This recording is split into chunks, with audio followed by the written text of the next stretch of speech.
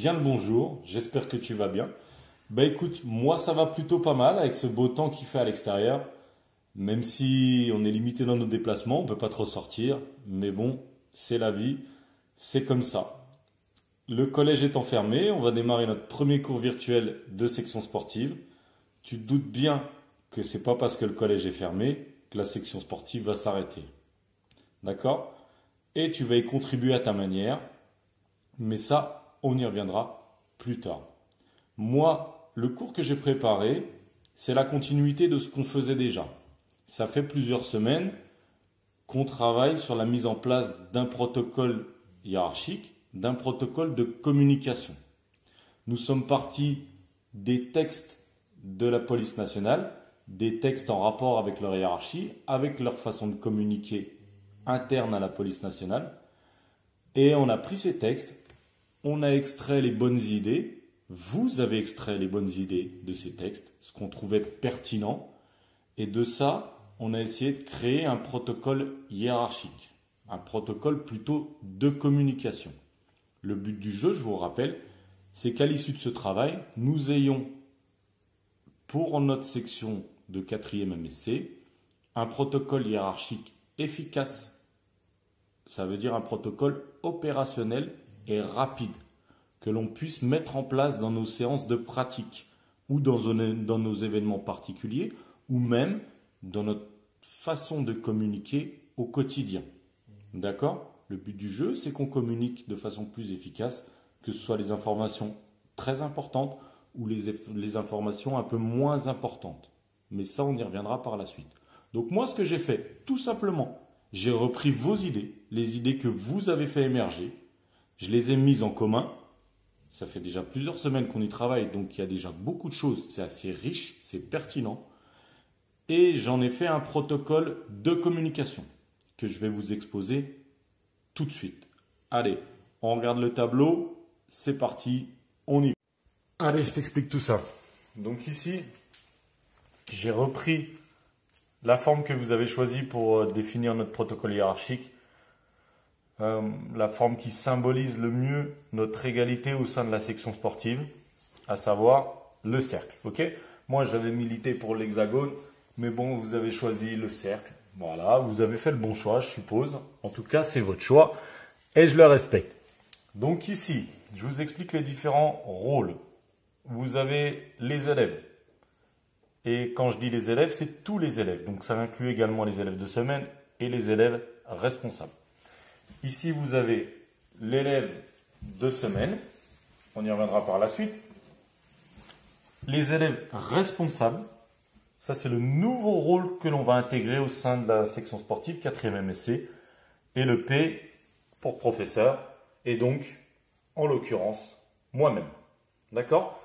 Donc, les élèves de semaine, ils sont au nombre de 2. Ce qu'on va faire dès le début, c'est qu'on va différencier pour qu'on ait une communication plus efficace, pour qu'on puisse communiquer au sein des 2 classes. On va différencier, on va mettre un élève de 4e de Beauvoir et un élève de 4e Cage. Ok? Donc, à chaque fois, on aura un élève de chaque classe. Et ça va nous aider pour communiquer. Ça va nous aider pour communiquer via l'ENT notamment. Et on reviendra sur la fonction des élèves de semaine plus tard. Maintenant, ce que je voudrais vous expliquer, c'est comment on nomme les élèves de semaine.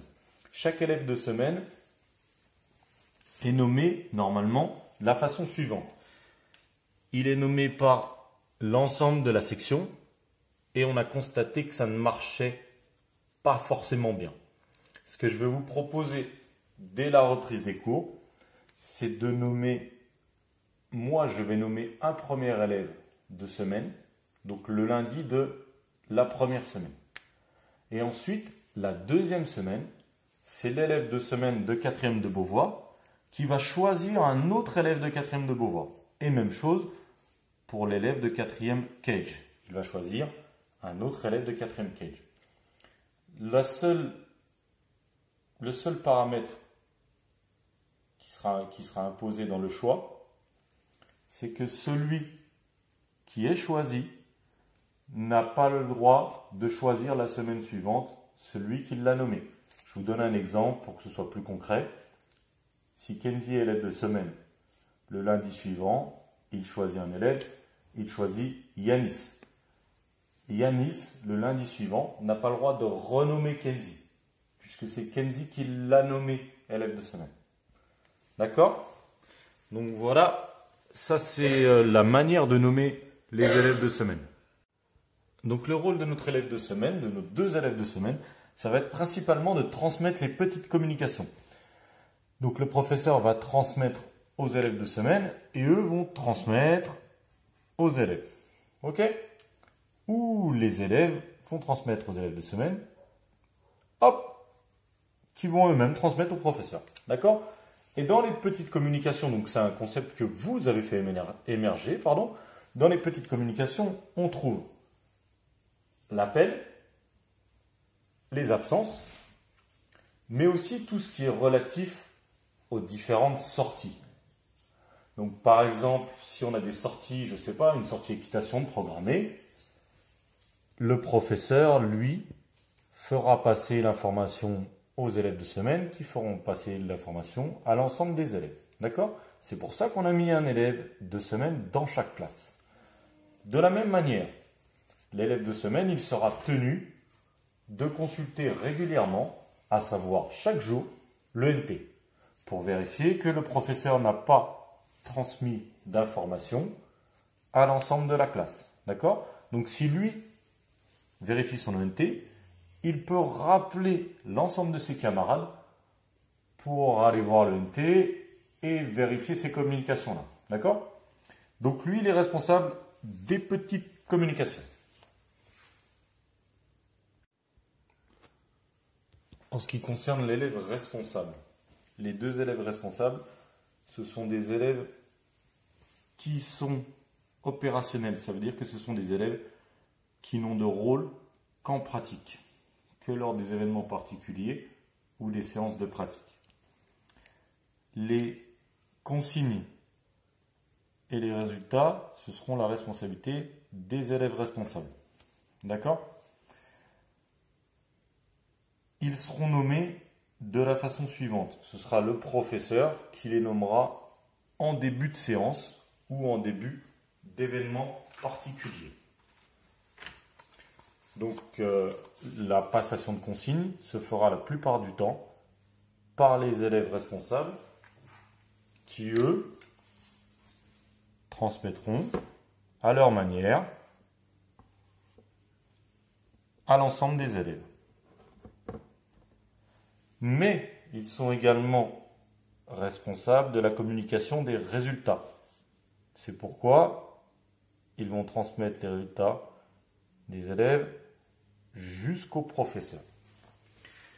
Jusque-là, pas de particularité, c'est ce que vous avez fait émerger, ce sont vos idées. On a également vu, de par les textes de loi, que dans la police nationale, les supérieurs hiérarchiques sont responsables de l'intégrité physique de leurs subordonnés. Eh bien nous allons intégrer ce concept et ce sont les élèves responsables qui vont être, donc c'est pour ça qu'on les a nommés élèves responsables, vous posiez la question, j'y réponds tout de suite, parce qu'ils sont responsables de l'intégrité physique des élèves en général. D'accord? L'intégrité physique, ça veut dire que je dois protéger la santé, je dois mettre en sécurité mes subordonnés. Là, les élèves ne sont pas subordonnés aux élèves responsables, mais vu qu'ils sont responsables de certaines actions, comme par exemple, dans les consignes, on peut avoir l'installation du matériel, ils sont responsables de l'installation du matériel par l'ensemble des élèves, et donc ils doivent veiller à une installation correcte qui met en sécurité l'ensemble des élèves. Je vous donne un exemple tout simple. Actuellement, nous sommes en self-défense. Si je transmets la consigne aux élèves responsables d'installer un praticable pour pratiquer le self-défense et que l'ensemble des élèves colle le praticable contre le mur, si l'élève responsable ne réagit pas, alors il n'assure pas l'intégrité physique de l'ensemble des élèves. Parce que si on est amené à se pousser et que des élèves tombent contre le mur, ils peuvent se mettre en danger, ils peuvent mettre en danger leur intégrité physique et leur sécurité. D'accord? Donc on va l'intégrer ce concept et on le mettra réellement en place. Dernier concept. On a vu dans la police nationale qu'on pouvait s'affranchir de ce protocole de communication en cas de communication urgente. Si on avait une communication donc, qui touche notamment à l'intégrité physique, qui doit passer au-dessus de ce protocole de communication, on transmet cette communication urgente directement. Et donc, on a un protocole beaucoup plus direct. C'est pourquoi moi, je vous propose une communication directe entre professeur et élève et professeur, uniquement en cas de communication urgente. D'accord? Ce schéma, donc moi j'ai terminé mon schéma. Ce schéma, je vous laisse l'intégrer à votre cahier MSC. Je vous laisse le recopier. J'espère que c'est lisible. Je pense que oui. Et ce que je vais vous demander, c'est d'avoir un regard critique sur ce schéma. Voilà. Moi, j'ai terminé votre protocole hiérarchique, puisque c'est vous qui l'avez créé, c'est vous qui l'avez construit. Et puis, j'espère que j'ai été clair. Ce que je vais vous demander maintenant de réaliser, parce que forcément, moi, j'ai fait ma part de travail, j'ai fait ma contribution au protocole de la 4e MSC, je vais vous demander de réagir à ce protocole. Et vous allez réagir, je vais poster un lien, un lien Padlet. Moi, j'aurais voulu que vous puissiez y poster une vidéo, comme je viens de le faire. Une vidéo plus courte, mais une vidéo où vous exposiez vos idées. Ce ne sera pas possible, je pense, parce que le Padlet ne supportera pas les vidéos, mais j'espère qu'il puisse supporter une piste audio. Donc, ce que je vais vous demander de réaliser, c'est de vous enregistrer avec votre téléphone, de faire une piste audio de 2 minutes, entre 1 minute 30 et 2 minutes, où vous allez exposer votre idée. D'accord? Ce que j'attends de vous, c'est que vous preniez un point précis du protocole et que vous mettiez soit en opposition, soit en accord avec ce point du protocole. D'accord? Et que vous ameniez des arguments pour expliquer pourquoi vous êtes en opposition. Et si vous êtes en opposition, ce qui serait bien de faire, vous avez le droit. Au contraire, c'est bien d'être en opposition si derrière, vous amenez de nouvelles idées, des idées qui vont enrichir le protocole. Le but du jeu, ce n'est pas de savoir qui a raison, qui a tort une nouvelle fois. Vous vous rappelez, c'est comme quand on avait choisi les différentes formes. Le but du jeu, ce n'était pas de savoir qui avait raison et qui avait tort. Moi, vous m'avez donné tort. Vous avez donné raison à un certain groupe pour choisir le cercle de la forme hiérarchique qui collait le plus à notre section sportive. Moi, je n'ai pas de problème avec ça. Le but du jeu, c'est quand on amène une idée, c'est qu'elle soit bénéfique à l'ensemble de la section. D'accord? Qu'elle amène quelque chose de positif. Donc, si vous trouvez que certaines choses sont très positives dans ce protocole hiérarchique, alors vous mettez en accord avec un certain point et vous amenez des arguments derrière, des arguments qui sont objectifs. Vous argumentez, vous appuyez sur des exemples, sur, je ne sais pas, d'autres exemples dans d'autres domaines de métier, mais vous appuyez sur des arguments concrets. D'accord? Donc je résume, parce que là je me suis un petit peu éparpillé. Vous choisissez une idée, et soit vous la mettez en avant, soit vous êtes en accord, soit au contraire, vous mettez en opposition. Et vous avez 1 minute 30 à 2 minutes pour nous l'expliquer dans cette piste audio. D'accord? Je vous rappelle, on travaille l'oral, on travaille les exposés. D'accord? Ce que j'attends de vous, c'est que vous me fassiez un travail beaucoup plus constructif et beaucoup plus construit que j'ai vu les dernières fois. Donc je veux une introduction, votre développement avec les arguments et une conclusion.